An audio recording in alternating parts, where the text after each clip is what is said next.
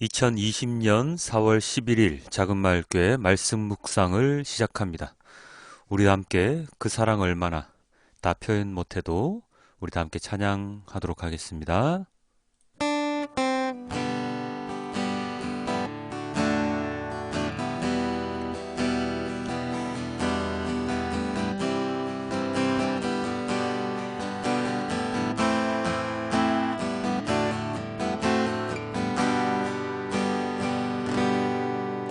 나 표현 못해도 나 표현하리라.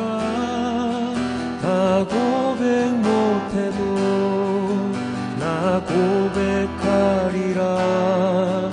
다 알 수 없어도 나 알아가리라.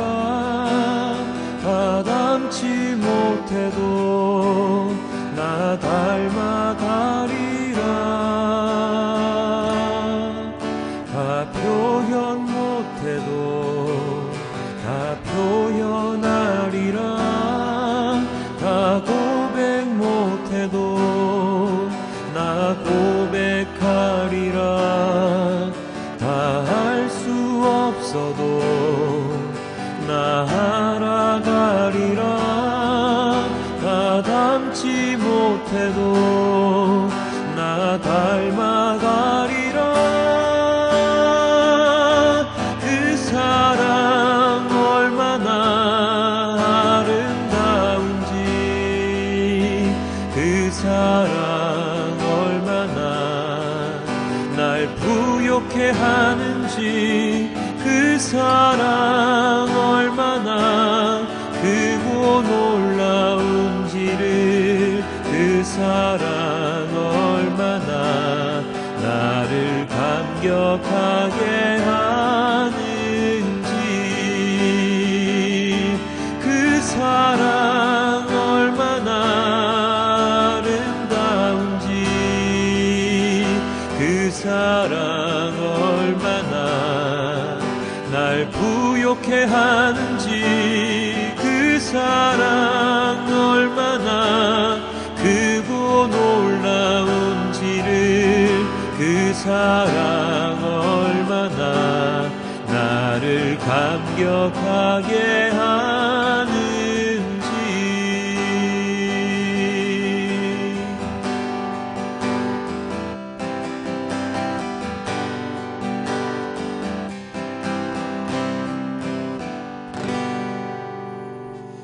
아버지 하나님 감사합니다. 아버지 하나님의 사랑이 얼마나 크고 놀라운지를 다 표현하며 살도록 저희를 인도하여 주시옵소서.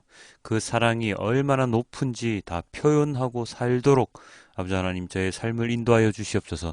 부끄러워하지 아니하고 그리스도인으로 살아가는 것 자체를 너무나도 자랑스러워하며 살아가는 우리 모두가 될 수 있도록 도와주시옵소서. 이 모든 말씀 우리 주 예수 그리스도 이름으로 기도드렸습니다. 아멘. 네, 오늘의 말씀은 이사야 44장 1절에서 8절까지의 말씀입니다. 그러나 나의 종 야곱아, 내가 택한 이스라엘아, 이제 너는 들어라. 너를 지으신 분, 내가 태어날 때부터 내가 너를 도와주마 하신 주님께서 말씀하신다. 나의 종 야곱아, 내가 택한 여수르나, 두려워하지 말아라. 내가 메마른 땅에 물을 주고 마른 땅에 시내가 흐르게 하듯이 내 자손에게 내 영을 부어주고 내 후손에게 나의 복을 내리겠다. 그들은 마치 시내 물가의 버들처럼 풀처럼 무성하게 자랄 것이다.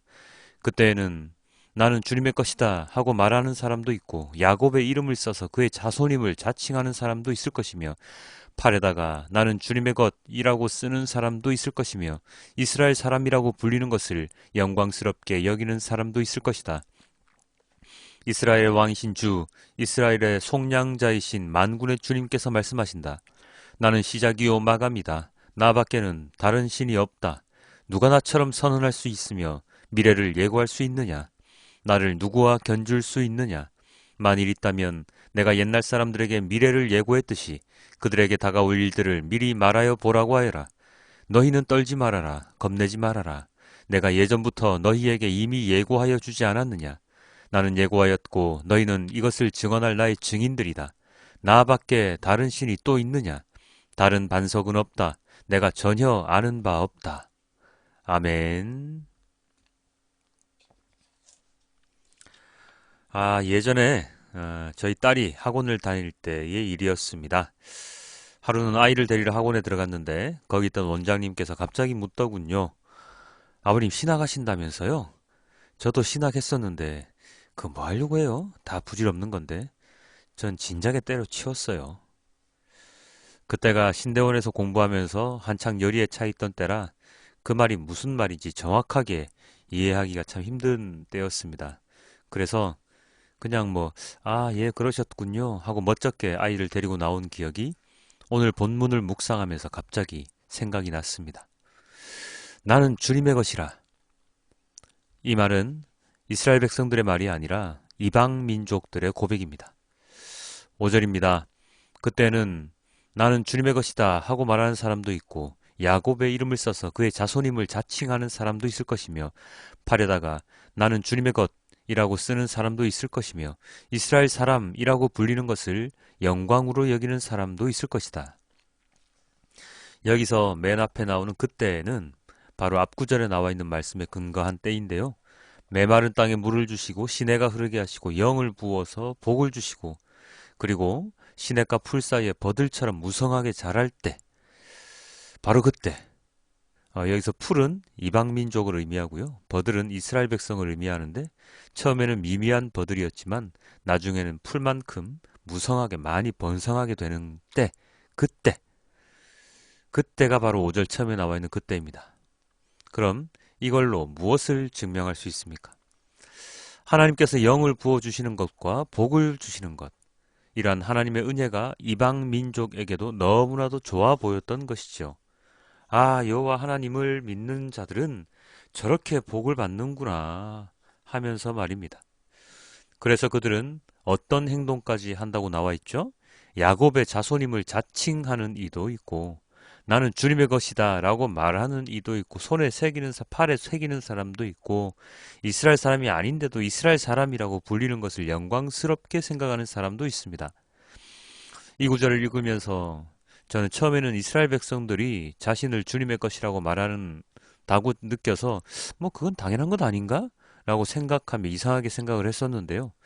그 주체가 나는 주님의 것이다 라고 말하는 그 주체가 이스라엘 백성들이 아닌 이방 민족이라는 것을 알았을 때 참 대단한 고백이다 라고 생각을 했습니다. 요즘 하나님을 믿는 사람들에 대한 세상의 시선이 어떻습니까? 제가 처음에 말했던 우리 딸 학원에서 일 말입니다. 그 일로만 비추어 봐도 세상의 시선이 그리 곱지는 않습니다. 하나님께서 선택하신 민족이었던 이스라엘 백성들은 오늘 본문에서 이방인들의 부러움을 샀는데 지금 하나님을 믿는 그리스도인들은 부러움을 사기는커녕 부끄러운 존재가 되어버렸습니다. 그래서 어디에 가서 나 그리스도인입니다. 난 하나님의 자녀입니다. 라고 말하는 게 입이 잘 떨어지지 않는 그러한 상황이 되었습니다. 물론 나는 목사입니다 하고 소개는 하고 다니지만 그 소개를 할 때도 약간의 부끄러움이 많이 밀려올 때가 한두 번이 아닙니다. 당당하게 나는 목사입니다. 나는 하나님을 믿습니다. 라고 말하는 게 쉬울 것 같으면서도 요즘 그게 잘 안 되더라고요. 여러분은 다른 사람들에게 저 교회 다니는데 너무 행복해요. 교회 오세요. 하나님 믿으세요. 하는 말을 잘 하실 수 있습니까? 잘 하고 계십니까? 나는 하나님의 것입니다. 나를 봐요. 나를 얼마나 좋아요. 하고 말할 자신이 있으십니까? 우리가 받은 사명은 땅끝까지 하나님의 말씀을 전하는 것입니다.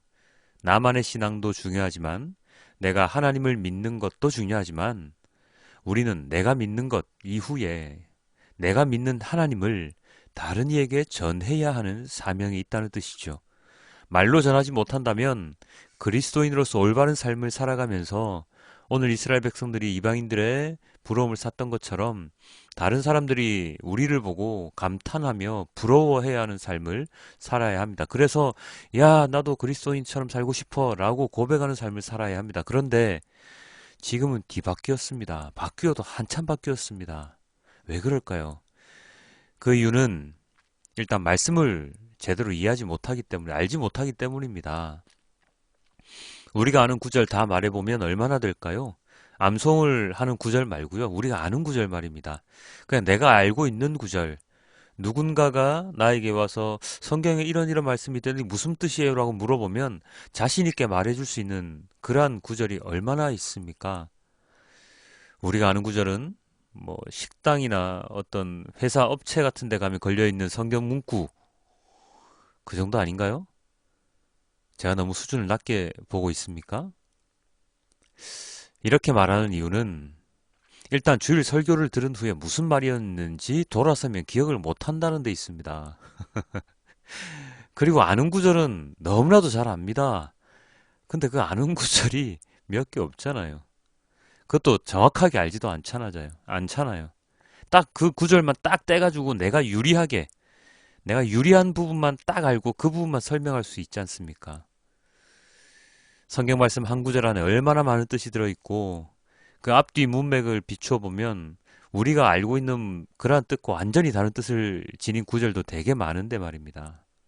하나님 말씀을 이해하지 못하니까 제대로 알고 있지 못하니까 다른 사람들에게 말할 때 아니 다른 사람들이 나에게 물어볼 때 자신이 있을 수가 없습니다. 야 이런 성경 구절 이거 잘못된 거 아니야? 라고 반론을 제기할 때 할 말이 없습니다. 그러니 할 수 있는 말은 이 말밖에 없지요. 그래 와서 한번 봐. 컴앤씨 교회 한번 와서 보라니까? 그리고 또 다른 이유는 내가 사는 모습이 다른 세상 사람들과의 모습과 다르지 않기 때문입니다. 다른 사람들이 하듯이 세상의 법칙을 따라서 그게 올바른 일이든 그런 일이든 그냥 합니다. 나에게 손해가 가지 않게 하기 위해서 세상의 법칙을 완전히 잘 이해해서 그냥 그대로 따라합니다. 왜요? 그렇게 안 해서 다른 사람보다 못하면 손해보는 느낌이 드니까요. 내가 열등해지니까요. 하나님 말씀의 삶을 살기보다 세상 말씀의 삶을 살기 때문입니다.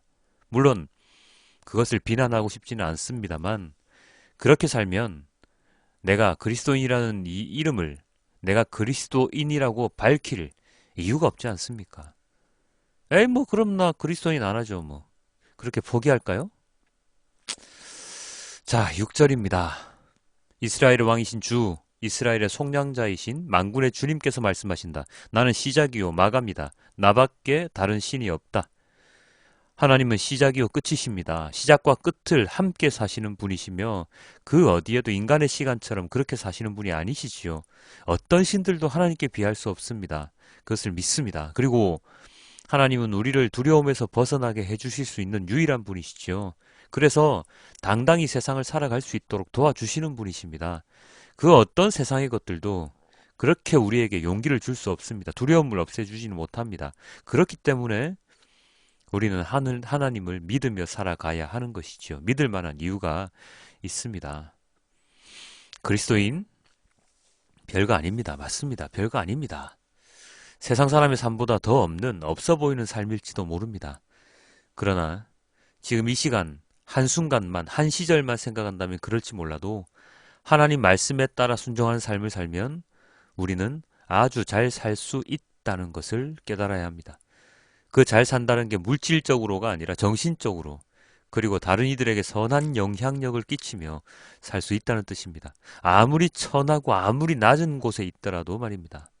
인생에서 그것보다 더 중요한 것은 없어야 합니다. 물질, 명예, 권력, 영원하지 않은 그런 세상의 것들에 목매지 말고 정말로 나를 인정할 수 있는, 나를 인정받을 수 있는 하나님의 사람으로서의 삶을 살아가야 합니다. 죄인이지만 여전히 그 버릇을 못 버려서 또다시 돌아가고 영적인 요요 현상을 계속해서 겪는 우리들이지만 이방 민족이 자신의 손에 그리고 자신을 하나님의 사람이라고 자랑스러워했던 부러워했던 그런 하나님의 사람으로 살아갈 때 우리는 정말 이 세상을 잘 살고 있는 것 아니겠습니까? 매번 말하지만 그리스도인은 바보가 되어야 합니다. 세상의 이치에 따라 살지 않기 때문에 바보 소리를 듣고 남들 하지 않는 일을 먼저 찾아서 하기 때문에 바보 소리를 듣고 예수님 또한 남들이 지지 않는 십자가를 지실 때 바보 소리를 들으신 것과 동일하게 우리도 남들이 가지 않는 길을 묵묵히 가기 때문에 바보 소리를 듣는 것이 당연하죠. 그 삶이 우리의 그리스도인의 삶임을 깨닫고 남들이 보기에 부러운 것이 돈이 많아서가 아니라 높은 자리에 있어서가 아니라 우와 저렇게 살고도 살아줘? 도대체 뭘 믿고 사는 거야? 하며 그들이 내가 믿는 하나님을 부러워할 때 그게 진정 그리스도인의 삶이라는 것을 잊지 말았으면 좋겠습니다. 8절입니다. 너희는 떨지 말아라. 겁내지 말아라. 내가 예전부터 너희에게 이미 예고하여 주지 않았느냐? 나는 예고하였고 너희는 이것을 증언할 나의 증인들이다. 하나님의 증인임을 기뻐하고 자랑스러워하는 우리 모두가 되길 지금 이 시간 기도드립니다. 우리 다 함께 메시지 성경으로 오늘의 말씀을 보고 말씀을 맺도록 하겠습니다.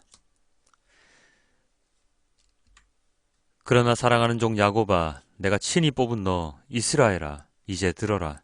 너를 만든 하나님이 내게 말한다. 모태에서 너를 빚은 그 하나님이 너를 도우려 한다. 사랑하는 종 야곱아, 내가 택한 여수르나 두려워하지 마라. 내가 메말랐던 땅에 물을 쏟아붓고 바싹 말랐던 땅에 시내가 흐르게 할 것이다.